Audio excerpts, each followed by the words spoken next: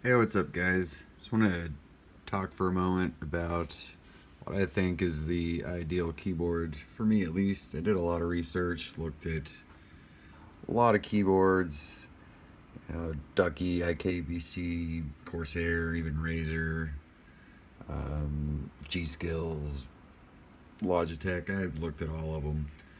And I settled on the Cooler Master Keys Pro L RGB. And I added the Vortex double shot PBT translucent keycaps. Altogether, it cost me $160, which is and what a Shine 6 costs right now. But the Shine 6 does not have PBT keycaps, and it's also kind of ugly with its fins and its purple color. So I settled on this one. As you can see, I got the Corsair WASD caps on there. I mean, those pop right off. Whatever, I use them to play Overwatch and CSGO. Kind of like them. The keycaps themselves are pretty great. You know, they updated it. They got the new numbers beside the symbols at the top. I got the backlit spacebar now. Couple very minuscule complaints about the actual keycaps. As you can see, like the home, it looks like it's kind of been rubbed off, but it's actually they have to have breaks in letters like that because there would just be like a little piece of whatever you call it, coating that would probably rub off. So the O and the P have to be like that, but particularly like the home key and the page up key kind of looks like it's just worn down a little bit, but that's incredibly minuscule detail they complain about. Also, the enter and plus sign on the numpad are kind of dim. It's really, the LED's a little more centered, I guess.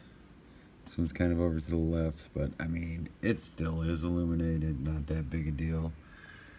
But the keyboard itself, I wanted something with customizable lighting and programmable keys. And the Cooler Master itself can't really do that, but as you can see here, I got media keys instead of the 4 profile keys because I didn't really find those very useful. Kind of set it to what I want it to look like, and I can change it with the software or even change it with the function buttons and the F buttons. So I put these media keys on there, but used Auto Hotkey, which is an amazing program to remap them. As you can see, they work fine. The volume, the mute, it works fine.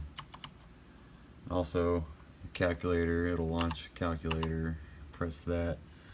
And I have it to where the scroll lock, I turn the scroll lock off, which is actually off if it's red, then they just go back to default, and I can switch profiles if I still wanted to, but keep that on. The other program I use to customize the lighting is Artemis. It kind of bugged me that the caps lock, scroll lock, num lock would just be off if they were off. So like the caps lock would always just be like a dead space in the lighting if the caps lock was off. So I used Artemis to where it's blue, white, whatever, gradient whenever it's off, but if it's on, it turns red. I mean, you could obviously make that any color you wanted. So that was pretty easy to program.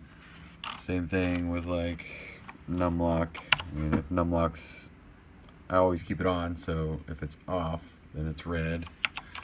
And same thing with scroll lock, obviously. Scroll lock, if it's off, it turns red.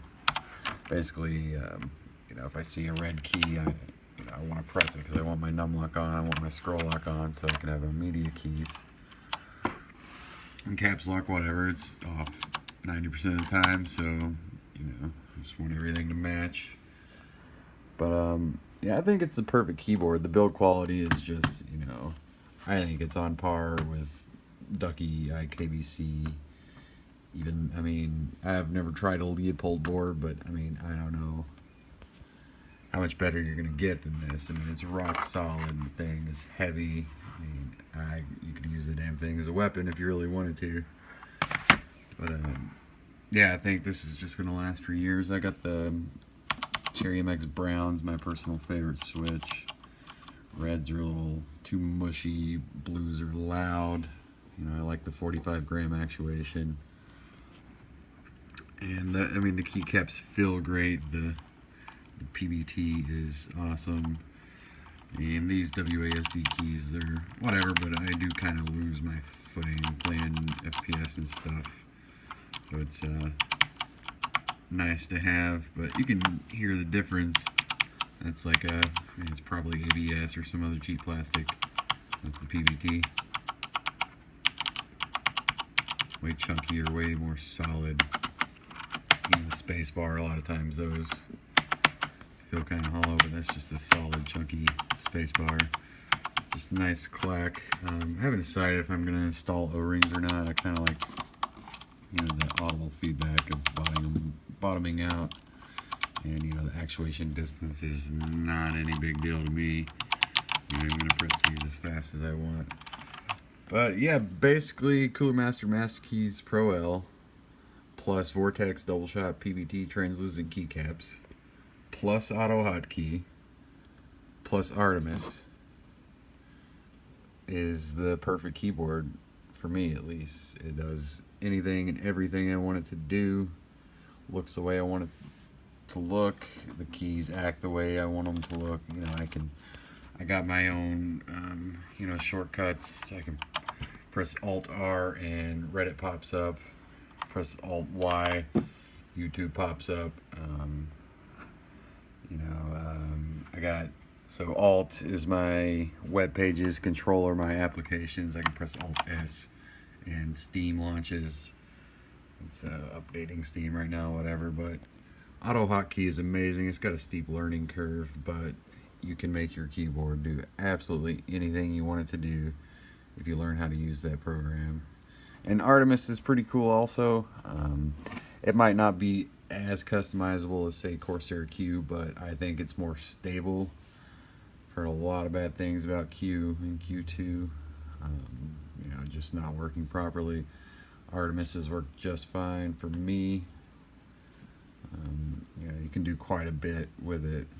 It's not quite as versatile, but you know, you got your per key backlighting, you know, a few different effects.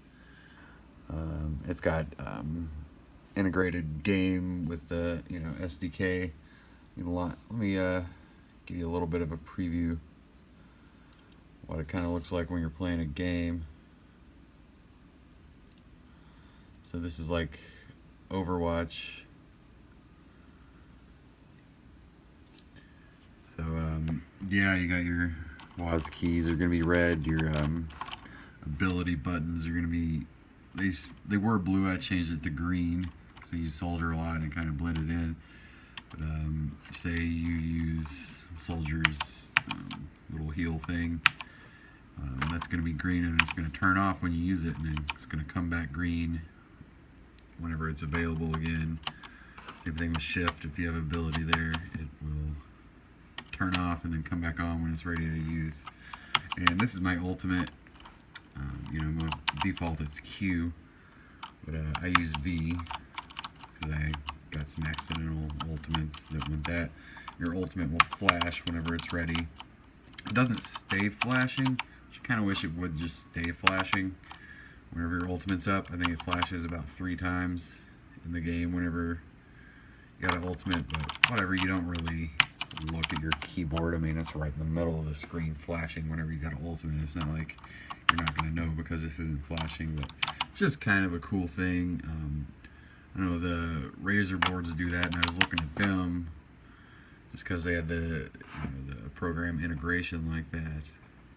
But, you know, I'm not going to sacrifice build quality and aesthetics for something simple, and I found out with Artemis I can do pretty much the same thing. And it's also got CSGO, Witcher 3, Rocket League, Project Cars, GTA 5, The Division, Unreal Tournament, Truck Simulator, Dota 2. So all those are games that are integrated. And I know if you suggest a game to the guy, there's a chance he'll develop something for it. Obviously, there's got to be more than one person suggesting it. But he's a pretty cool guy who's done a lot. He made a great program, I think. But yeah, that's my board. Maybe you guys learned a little something about what this board's capable of, but yeah, I think it's the ideal keyboard for me. See you guys later.